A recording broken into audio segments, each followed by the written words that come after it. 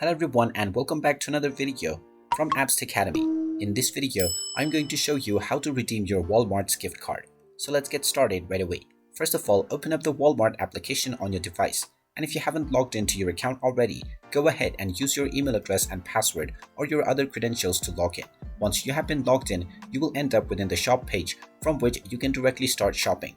Now, in order to redeem your gift card for Walmart, tap on the account option at the bottom right corner, and now from this page tap on Wallet. Now within the Wallet page, among the various payment methods, tap on Gift Card and you will be asked to enter your card credentials.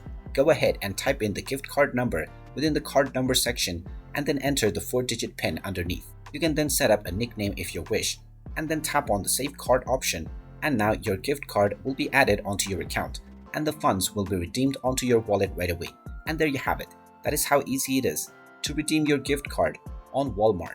If you find this video helpful, make sure you hit that like button and subscribe to our channel if you haven't done so already. Also ring that notification bell to never miss another update from us. Thank you for watching and I will see you again in the next video.